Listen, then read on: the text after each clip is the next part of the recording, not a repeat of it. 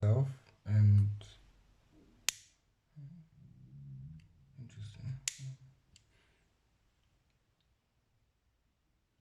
What is the male and female trait?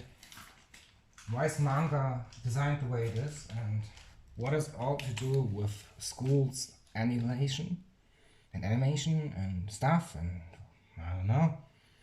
What has actually male and female to do? Male and female, males are not just fiery stars and females just like glowing stars or something like it, even if you are a pentagram.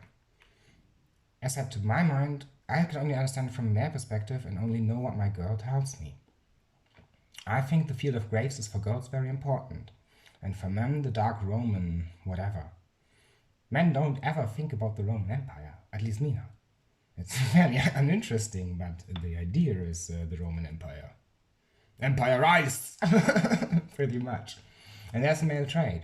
The male trait morphs into something that looks like force, but it's not really. It's supposed to be something else, always different. One male has one aspect morphing around and another stable, and female one trait morphing into infinite ideas. Now we come to me. I have an infinite male trait that is stable and morphs around into infinite ideas of male masculinity, while the others morph with it and are stable at the same time. I know my conscience very well. Please don't argue with me about this or that it's transsexual. It's really not. Now, what is the female trait? The female trait is basically moonesque. And the male trait is basically moonesque. Or the other way around. Syntax. It's very simple. And from that, it's really bad, because if you show that idea, you can find out something about the family. If you show the male trait or female trait morph to some idea, you immediately know the faces of other people in your family. No matter how good you mark your own face. It's really traitory. Because imagination is power. Not because a god exists, because gods exist. And not a god concept maybe, but it's fairly irrelevant because that is derived to a degree from the consciousness who thought themselves up into being God, or a god. Now, I really do use the word God often because there's also something else. There's an aspect of conscious that rules itself. Meaning, for me, it's 4 or 5 different personality parts in basic, one that is that and times 3, and then something that morphs around.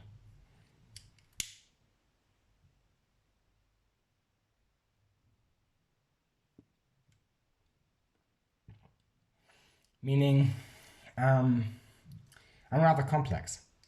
And I'm the god of my conscious. I rule the other parts, but not really by established rule. If I would drive the panther crazy, I would go crazy. It's a cool animal. So, meaning, my dragon-ness, dragon is female, it's a female word, drake is male, drake is female, drake is very female. Just people always misunderstand that. The dragon body is very, very beautiful. Don't make fun of that. I will just not listen to you ever. Very beautiful. Anyway, the problem is a different one. Female and male trait, they basically morph not into fate. They morph to destiny, which is dead fate. But not that person. That person is something else. And then conscious doesn't intertwine that much. Just metaphysical aspects of metaphysics and conscious to a degree, and the body is brought forth by the conscious in my mind. Just like intelligence can be worked on. Now the male and the female trait. Very interesting, because it's not just that. Males and females are different. Man is female things. Basically. It's the same as with man is the law and female has rights. You can find that sexist, but it's really not up to that. It's up to your interpretation of that. Really much. It's up to your interpretation and how you interpret that. Now, rape fantasies of females, yeah, fair enough, but only with a good person and only if it's not violent. Very, very well, but it can really not be violent and too dark. It can be very dark, just not violent dark. Me. I'm not a female. I like when a woman just jumps on me. The other way around, I think it's a problem. Male, B. But, problem. Male and female trait. It's rather subtle, and the other one is rather subtle.